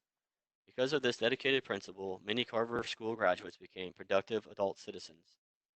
Because of everything Professor Edward Franklin Green did as an educator, administrator in the city of Baytown for the Goose Creek CISD, for several other schools in the state of Texas, and for a school in Kansas City, Missouri, I and many others truly believe the Goose Creek CISD Junior School number 6 should be named after him. Thank you. Next, we have one from Mr. Warren Singleton.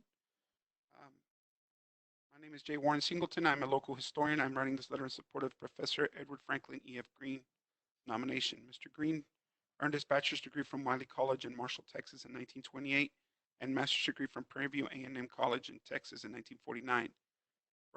Further graduate studies were done at Harvard University, Chicago University, University of California, University of Texas, Iowa State University, and University of Houston. Green came to Baytown in August 1954 to serve as the fourth principal of Baytown George Washington Carver High School. He served as a Carver school principal until August 1966, just before the Goose Creek CISD closed the high school in May 1967 due to integration.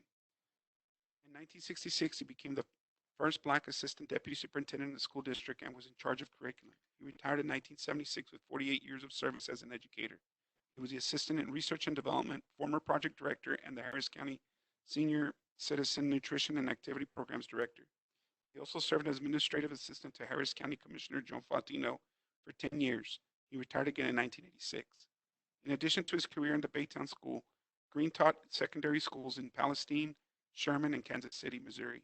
He served as principal of Douglas High School in Sherman, Texas, Weldon High School in Gladewater, Texas, and Woodson High School in Abilene, Texas.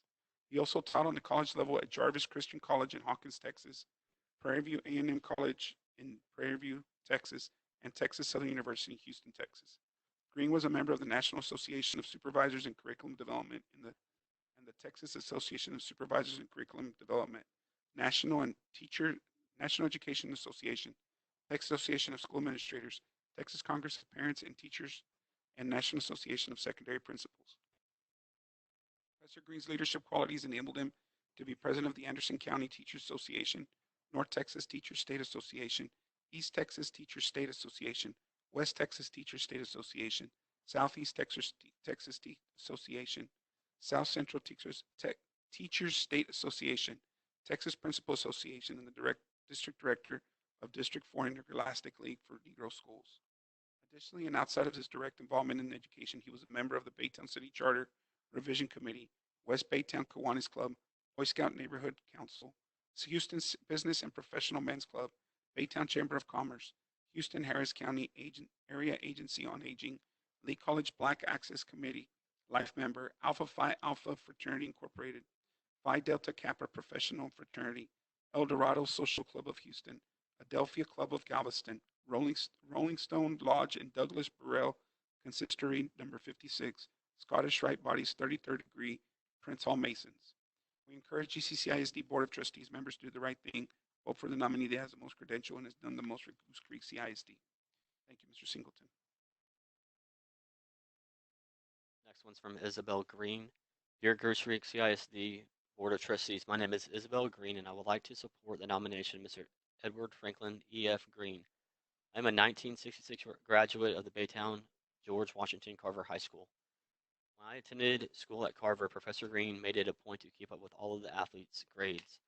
If your grades were below par, you couldn't participate in the Carver School sport programs and extracurricular activities. At Carver, Mr. Green implemented no pass, no play long before the state of Texas decided to adopt it.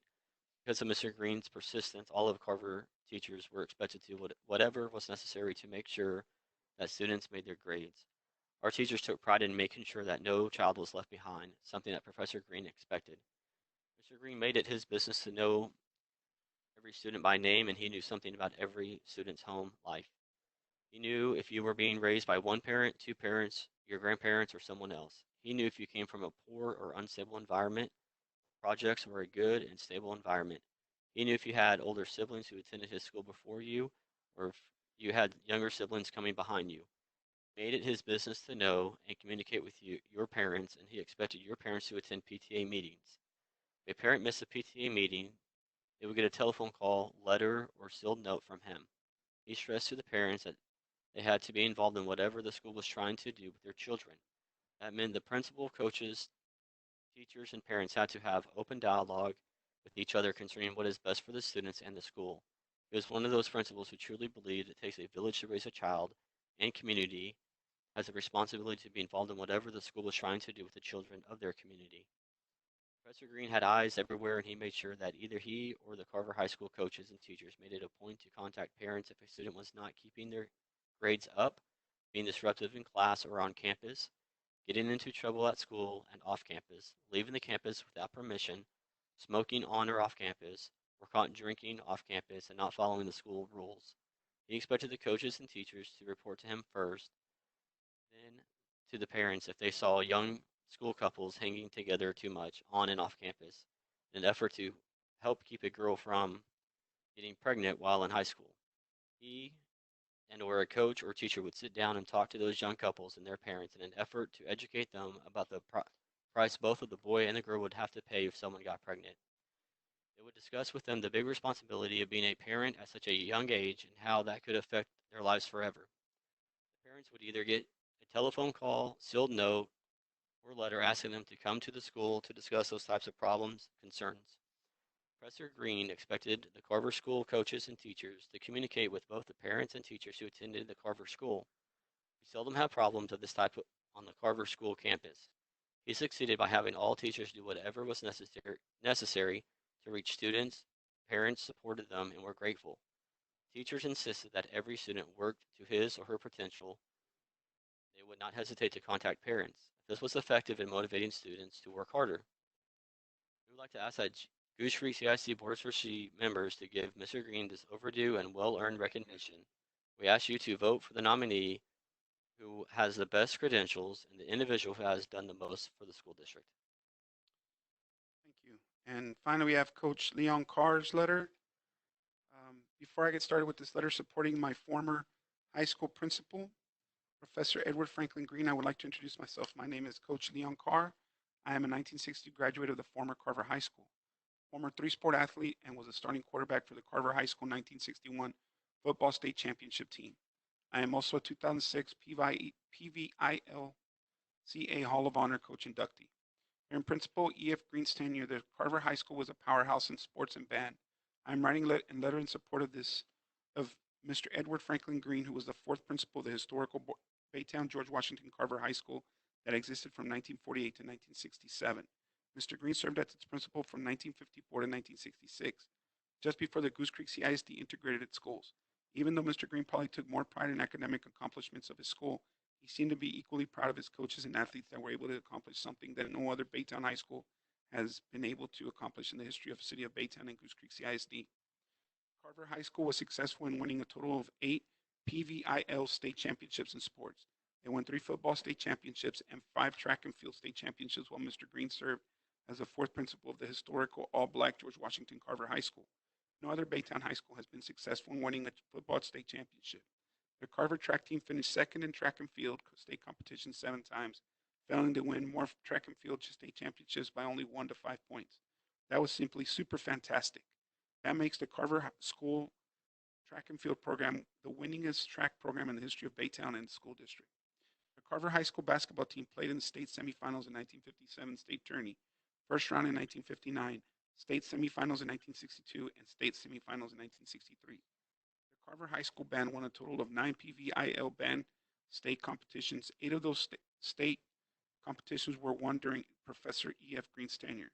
Whether it was a state academic competitions won or state sports or band championships won by Carver High School, Professor Edward Franklin Green was principal in charge, and without him being principal that he was, who knows, all of some of the history that the school may have not have happened. Board members do the right thing by voting the nominee who has the most credential and has done the most for Goose Creek CISD.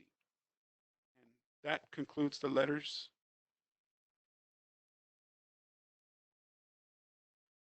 Sorry, say that again, sir.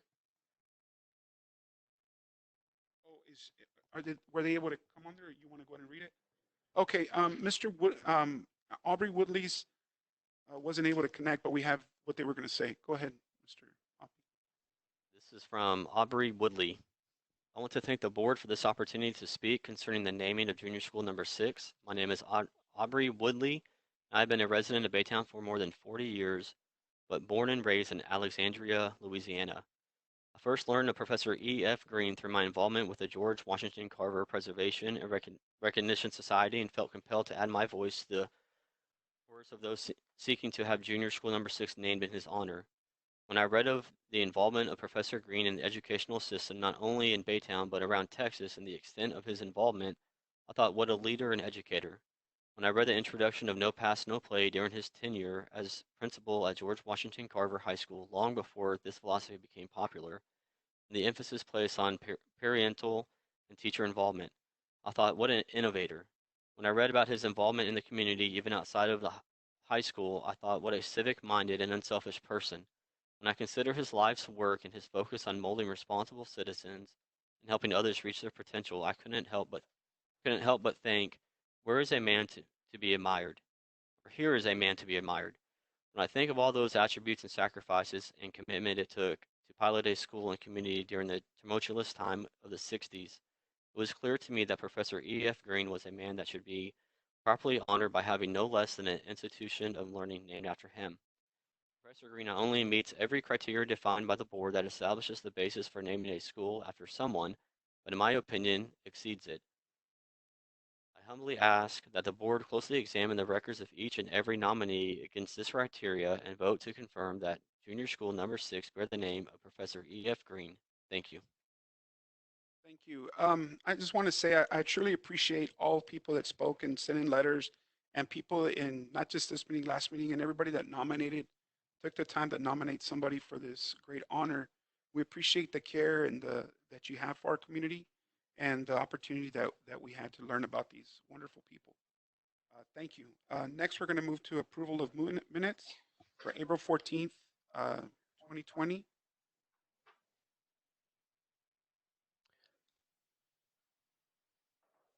I move we approve the minutes as presented. Second. We have a motion by Mr. Cotter, second by Mr. Poppy. Any discussion? All in favor, please raise your right hand. And Mr. Sampson, if you could say aye. Aye. Okay, motion passes 7-4, 0 against. Next, we have superintendent's reports. Dr. O'Brien. Thank you, President Laredo. Tonight, for the superintendent's report, our first report will be the athletic program update presented by Dr. Bernie Mulvaney. Dr. Mulvaney, are you online? Yes, sir. Thank you very much, Dr. O'Brien, President Laredo Board of Trustees. It's my honor to be here tonight. I would like to also introduce, we have our 3 campus coordinators here. We have Shannon Carter, Tim Finn, Robert Toomer. We also have Assistant AD Lee Martinez, and Assistant Campus Coordinator at Sterling, Greg Smith. I know one thing that was asked in a previous board meeting was our most recent records. And I sent that in to Ms. Garcia, so y'all should have a copy of that. I'm going to share my screen so you can see where our records are at this past year. Unfortunately, we had some great teams that didn't get an opportunity to finish, and I'd like to highlight 2 of those teams. As I scroll down here to Goose Creek Memorial, our girls soccer team was 21-1-1. They were clearly outstanding and did a tremendous job. And unfortunately, with everything that's going on with COVID-19, they didn't get an opportunity to make a deep run. We also, I'm going to slide up here. Apologize for that. I know it was very early in the season, but our Sterling baseball squad had an opportunity not only to win a district championship, but to take a major run in the playoffs. They had everything coming together.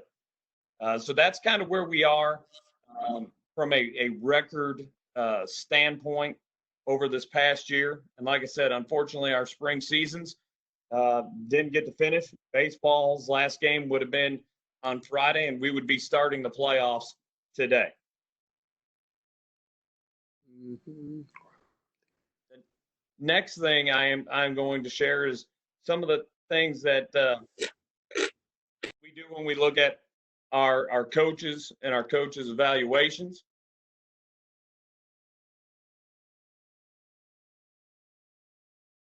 Hopefully y'all are seeing that right now. This is how we judge all of our coaches from an athletic standpoint. As you see, y'all should have a copy of this as well. That I'm going to scroll all the way down to the bottom of this, where we have descriptors for the performance. So when we talk about professional and personal relationships, there's the descriptors of what we're looking for, what our campus coordinators are looking for, and then as well as what our head coaches are looking for our their assistant coaches. So that should not be a surprise to anybody as they look through all this when it talks about employing a fair and consistent behavior management strategy and knows the athletic department handbook. I mean, all the descriptors kind of break down what we're looking for in those areas. And then the final thing that I'd like to hit on quickly as I share my screen again is our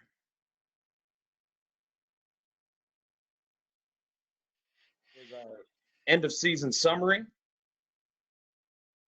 And with that, our end of season summary is more of a conversation that we have with all of our head coaches, not just from the athletic department office, but also from the campus coordinator. And we put all this data together and kind of see what's going on with the program. And things that we look at within that are we maintaining our kids from the freshman level all the way to their senior level and hopefully varsity level at that point. What the numbers of all the programs are the numbers going up? Are the numbers going down? What the off-season expectation is for our kids, and what are the strengths and weaknesses that we see going forward with our individual programs, and so that way the campus coordinators and the head athletic director and my assistant athletic director can help guide that. So that's kind of the athletic update in a nutshell. I can be more specific if there's questions, or if not, feel free to let Dr. O'Brien know what specific questions you have, and I will gladly get him the answers.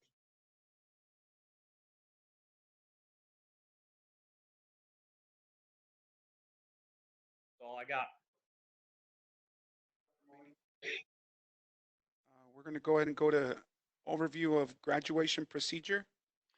Yes, we have Mr. Matt Bollinger and Ms. Christy Leith will be presenting this. Board members have been kept abreast of the developments based upon the pandemic, the changes, graduation plans, and I'd like to go ahead and have this team come before you and present this evening.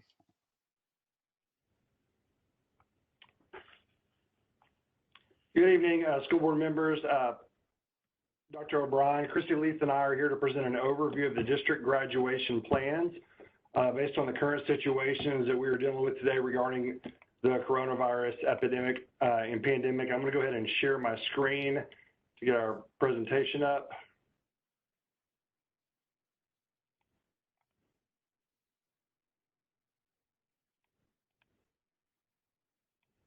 Okay.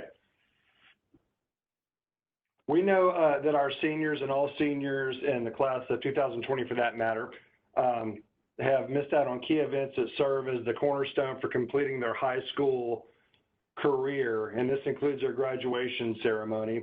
So as a district, we have worked hard at recognizing our seniors due to the circumstances, and you heard a few of these events earlier tonight. We've created a custom senior yard signs for all of our seniors. We had students submit words and phrases that were meaningful to them and represented their class. And based off those submissions, we created several signs and allowed students to select the one that they identified with the most. And so we've provided those signs to the seniors, or we're in the process of doing that. Also, we're in the process of creating a senior recognition video. We've had our seniors submit photos, videos that are meaningful to them. Our student council senior officers have helped organize these documents, and we're looking forward to launching a customized video for each school at the virtual graduation. And then, as you heard earlier from Dr. Duarte, we had a top 10 parade this past Friday. It was well attended. It went down Garth through the mall parking lot and ended up at the central administration building. And we heard a lot of positive feedback from that as well, as far as that. In fact, we've had several parents and staff saying this may be a new tradition. So it was a very meaningful event. So regarding graduation, we have worked on developing a plan that we believe honors our seniors and is also sensitive to the safety recommendations that have been implemented. Our plans include a virtual graduation in May and a face-to-face ceremony in July. First and foremost, safety is our top priority as a district, and so we felt like the May virtual graduation allows the graduates and the seniors to have their degrees conferred in a timely manner. We know that the safety guidelines are in a state of flux right now, so we're when working on future plans, it's like hitting a moving target, and we know that social distancing requirements, hopefully will improve as we get into the summer. Right now, businesses are slowly opening and things are looking like they're progressing, but this may change just depending on what happens.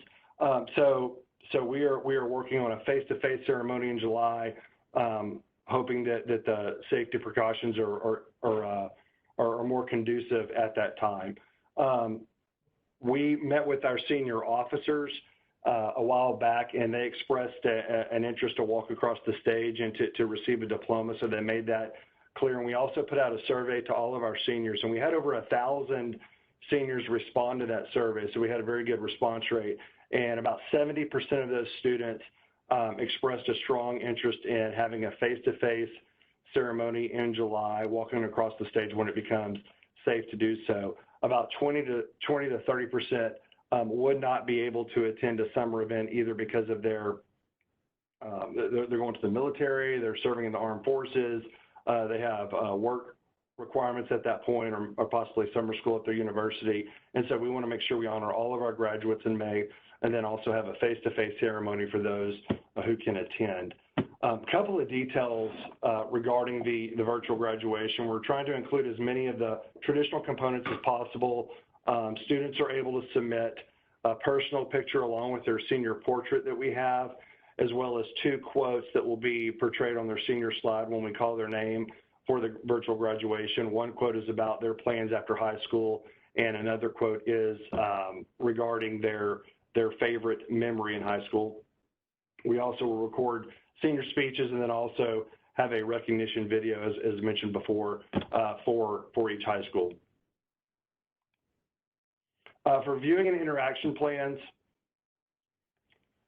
we are providing virtual programs. We also have a physical program that will be provided when students retrieve their diploma for memorabilia sake. The virtual graduation, the plan is to stream it on our district website, and also we've been working with the City of Baytown to air it on their channel, on Channel 16. We're working on creating a watch party or a social wall of sorts, where during the graduation, friends and family members can share positive comments and positive messages as their graduate is portrayed. And students will also receive a flash drive with the video and also with the virtual graduation. Christy Leith now is going to talk a little bit about the timeline for virtual graduation, and then we'll talk a little bit about the face-to-face ceremony in July. So I'm going to turn it over to Christy Leith. All right, thanks, Matt. Good evening, everyone. And I know you can't see this. It's just a whole bunch of tiny type there, but that's our timeline that we put together. It dates back to somewhere in mid-April, and it runs all the way up to the day before each graduation ceremony. And we're only going to highlight a few things on this timeline for you today, starting with, go ahead, Matt, April 29th, last week, was when a message actually went out to seniors, as Matt was talking about, to secure a photo, a second photo, and also a couple of quotes that Matt mentioned. And so, as he said, those will be added to their slide in order to personalize it. And for those that actually choose to do so, it's optional, but we encourage them to. So those slides, those pictures, the quotes will be collected all the way up through, I believe it's May 10th. Okay, Matt? Speeches this week are being finalized by student speakers and also by principals, and the videoing of those speeches will take place beginning on May 11th, and we're going to begin with Impact. So at the admin building on May 11th, and it's on a scheduled basis. Each speaker has their own time frame there where they'll actually be filmed. So Impact will be filmed on the 11th. The following day, Sterling will be filmed. The speakers will be.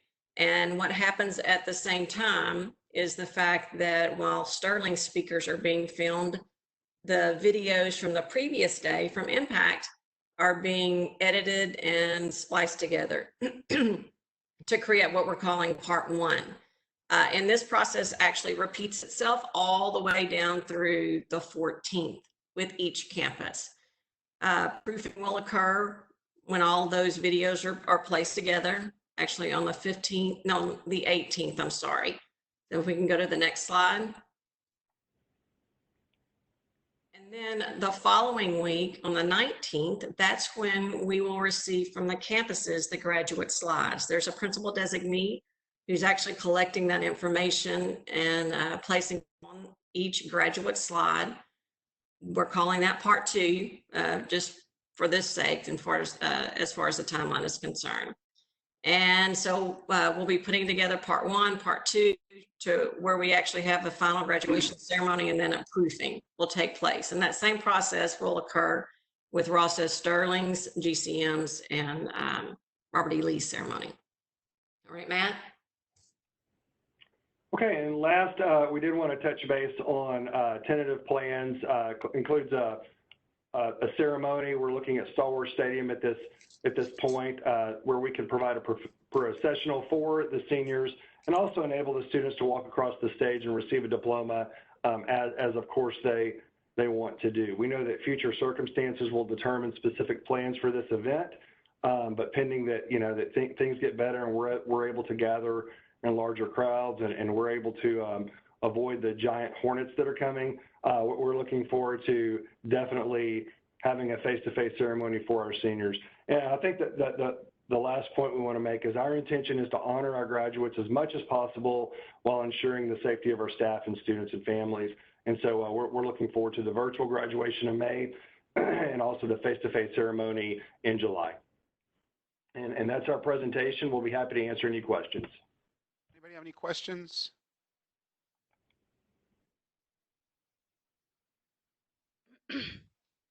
Okay, I have a quick question. Can y'all hear me? This is Jessica Woods. I was wondering about the virtual graduation. I know you said that students were asked last week to submit photos and or quotes and information for that. How is that done? Was that done centrally from you guys, or was that done from the campuses? Sure. That's being done through the campuses, and that is still being done. So they've sent that out through their method. So I think some of them are going through their English teachers, or they're using their senior office to send that survey out. It's a link that they respond to. And then each day we send a report. We can see how many students have completed that information. And so we send a report to the schools, and they follow up with their seniors, making sure that they collect as many as possible. And then also we know we have a few seniors who did not take their senior portrait back in the fall. And so we've also scheduled a makeup day. I believe that day is May 12th. And we've gotten that word out as well, where if you haven't taken your senior portrait, we're doing those again to make sure that we capture as many students as we can with their photo. Okay, so you said last day for that stuff to be submitted for the students is May the 10th? May the 10th is the deadline to submit the quote and the photo, yes. Okay, thank you. Does anybody else have questions or comments? I have 3. First of all, thank you so much for the Parade Friday. Thanks for working for the kids. My daughter loved her sign and the frame. Number 1 is prom. I don't know if that's going to be up to each individual school. I know there's a lot of money raised. And I'm just putting that on you guys because there's opportunities there. The second thing, I don't know when you guys plan on releasing the date, Ms. Leaf, especially because of people.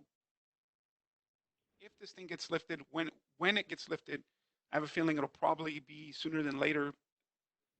People will still go on vacations. People will, some of our kids will have jobs, and really, I know it seems a long time away, but it's not that far away.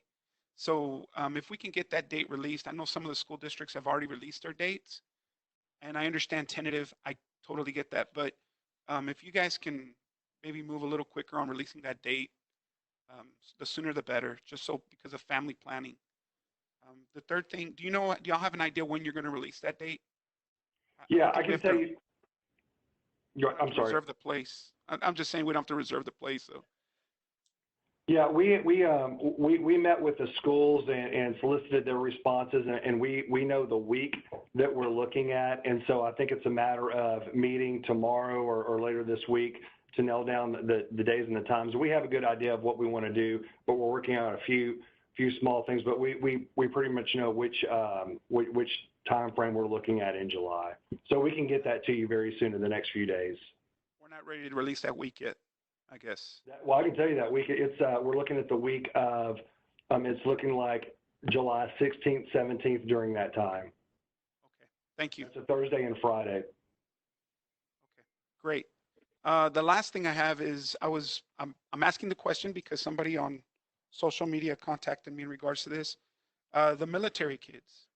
I know we did a parade for our top 10, and I'm not saying we do a parade. I don't even know what to tell you. But a lot of our kids are shipping out before the graduation. And I think it would be in maybe good spirit. Of course, I'm not the one in charge of making these arrangements, correct?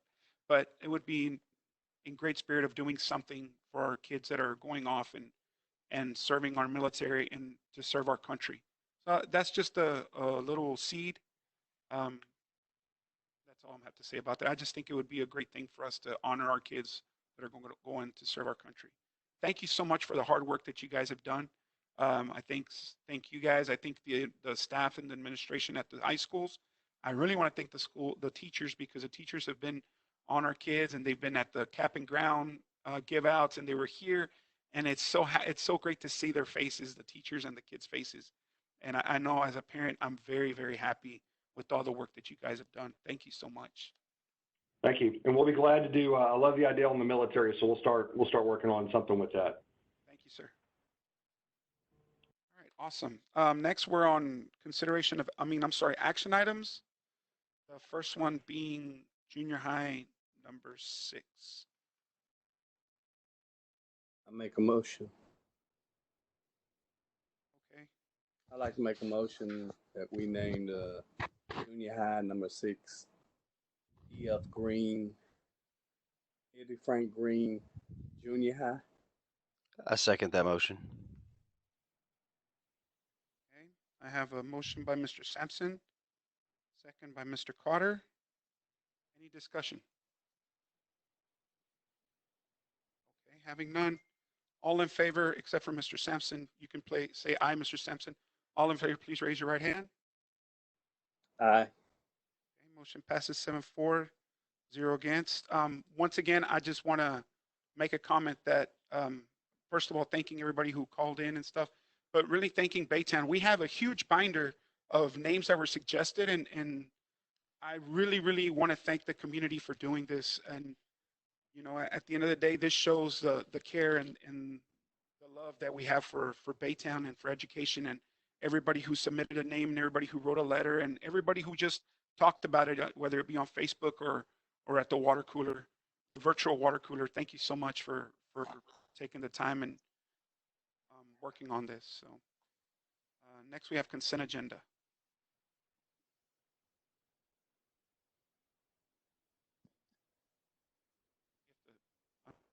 Dr. O'Brien.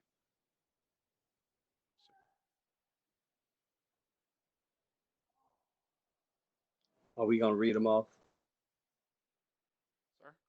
Or are they going to read them off, the consent agenda? Yes, sir. They're fixing to. Randy's having issues with the microphone. We're getting there. Okay. Together, Randy.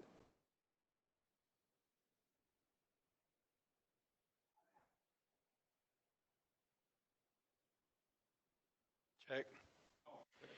There we go. All right. Action item 6B, consideration of consent agenda number 1, engagement letter from the independent audit firm of Star C.S. Stanley, LLC, for the district's annual financial audit for the fiscal year 2019-2020. Number 2, board policy CDA local, other revenues and investments. Number 3, resolution for the school district's approved sources of instruction relating to investment responsibilities. Number 4, list of qualified broker dealers and financial institutions for 2020-2021. Number 5, suspend Goose Creek CISD board policy DED local, compensate benefits, vacations, and holidays. Number 6, purchase of 30 school buses for GCCISD Transportation Department. Number 7, select construction manager at risk, CMAR, as the delivery method for the Stewart Career Tech High School Phase 4 project. Number 8, award of RFP for generator maintenance, repair, and inspection services. And number 9, tax refund. Administration would recommend approval of these consent agenda items.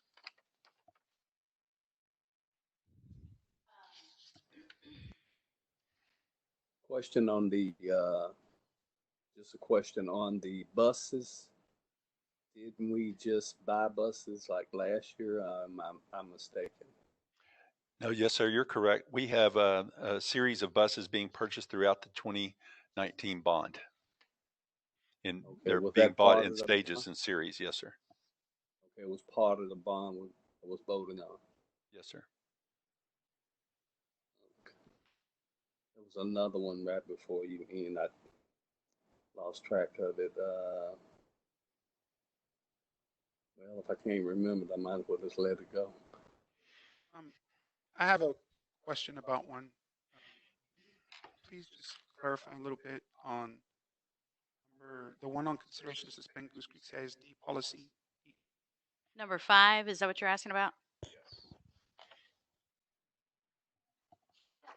What was number 5 again? The proof suspending Goose Creek CISD board policy DED vacation holidays from May 5th, 2020 to December 31st, 2020. Mr. Chopper, are you on the WebEx, sir? I'm trying to get on. Can y'all hear me? Yes, sir, we can. Okay. We're making this, Mr. President, Dr. O'Brien, administration and board members, administration is making this a recommendation to suspend the policy in order to be able to compensate employees during the district closures. Absences in the system have been coded as paid holidays so those employees can go ahead and get paid during the closure. So if I'm an employee who requested back in November, I requested to be able to use some of my vacation days that I have earned in June. Those vacation days do not appear on there because in order for me to be compensated, they're being coded as paid holidays. So by suspending the policy during this time period, it kind of addresses two concerns. Number one, that allowing those employees who have earned their vacation time to be able to go in there and change those paid holidays for them to be able to use their vacation. And it also allows those employees to be able to, if they haven't used all of their vacation, our policy currently states that if you roll over 5 days, that then you will lose those days if you haven't used them by September 1st. And this is really creating a hardship for our employees who have served the district the longest. Because in our district, our policy states that if you've worked in the district between 1 to 9 years, you get 2 weeks of vacation. But our employees who have been here the longest, with 20 plus years of experience, get 4 weeks of vacation. And to try and get them to be able to use all those days within this short amount of time period between now and June 1st is almost impossible. Thank you, Mr. Chapa. I appreciate that, sir. Okay. I'll be happy to entertain a motion for consent agenda unless somebody else asks. Let me ask, would anybody like to pull anything from consent? I'd like to make a motion that we approve the consent agenda items as is. I'll second the motion. Motion from Mr. Carter, second by Ms. Woods. Any other comments? Objection. Excuse me? Objection. Objecting. I don't know who that was.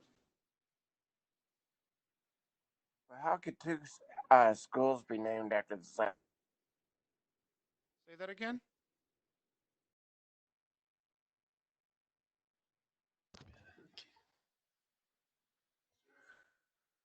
We're in the middle of an action. Yeah. Okay. I have a motion by Mr. Carter, second by Ms. Woods. All in favor, please raise your right hand. Howard? Aye. Motion passes 7-4-0 against.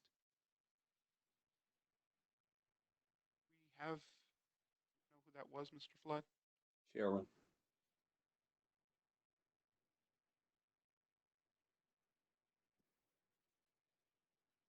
Mark Sharon.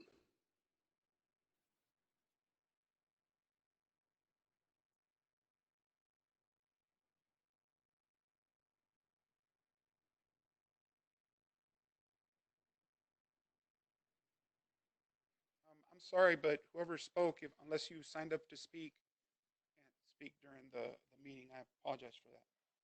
Next, we have future board agenda items, board training, and board meetings. Do you have any future board agenda items they'd like to consider or ask? I'd like to have a future board meeting or training, whichever one that we can do, about having someone come in and do some diversity training for the board itself.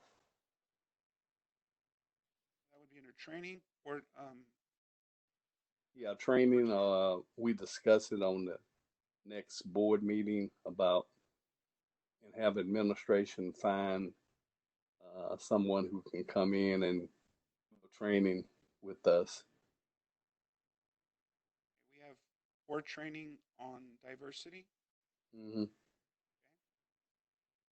know that we also have SLI in San Antonio and in Fort Worth in June that has not been canceled, I'm assuming. Yeah, I'm just wondering about that one. Anybody else? I think our next board meeting is slated for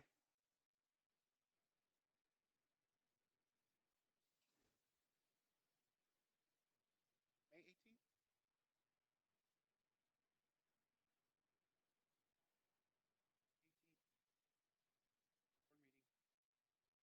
18th. Can't hear you. We have our next board meeting is May 18th. May 18th. Yes, sir. At 6 o'clock.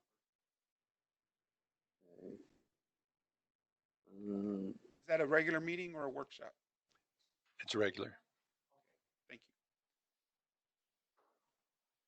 you. And next, we're going to go to closed session.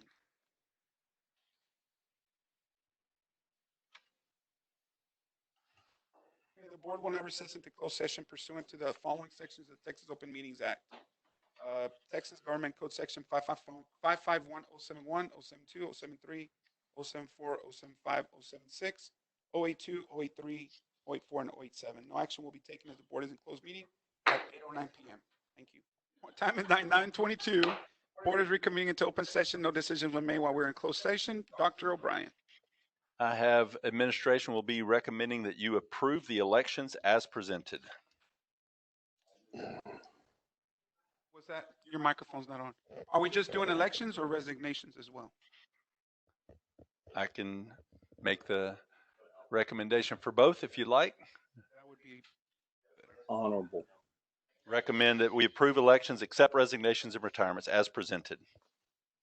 I'll make the motion that we I move second for. the motion. Oh, you did it? Well, Mr. Clem made the motion. Mr. Clem made the motion. Mr. and Clem Shay- won't turn on his microphone. No, you can't. See, you're on mute.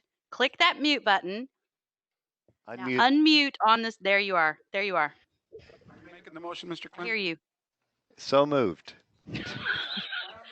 And Mr. Carter seconded twice. Mr. Carter, we got what, a motion by Mr. Clem, second by Mr. Carter. All in favor, please raise your right hand or say aye. Howard. Oh, say aye. I raised my right Did hand. he say aye? Are you quoting somebody? Motion passes 7-4-0 against. Dr. O'Brien? All right. I would also recommend the board ratify the elections that have been completed over the last few weeks. That's number 3. Before we do that, I don't think that's necessary. All right. Let's move on to number 4 then. We have approved administrative elections. 4A, licensed specialist in school psychology, LSSP, Rachel Dawson is being recommended by administration. That name sounds familiar. I'll move to approve the election of the LSSP. I'll second the motion. Motion by Ms. Guy, second by Ms. Woods. Any discussion? All in favor, please raise your right hand or say aye. Aye. Motion passes 7-4-0 against. Administration now recommends the selection of a K-12 social studies specialist, Ryan Monceau. I make a move to approve. Second. Motion by Mr. Carter, seconded by Ms. Guy. Any discussion? All in favor, please raise your right hand or say aye. Aye. Motion passes 7-4-0 against. And finally, Administration recommends the approval of Executive Director, Dr. Sandy Conklin. I'll move to approve the AED. motion by Ms. Guy, seconded by Mr. Poppy. Any discussion? All in favor, please raise your right hand or say aye. Mr. Sampson? Aye. Thank you. I had to think on that for a while. And administration recommends a renewal or termination of employment of instructional personnel contracts as presented. Sorry, Mr.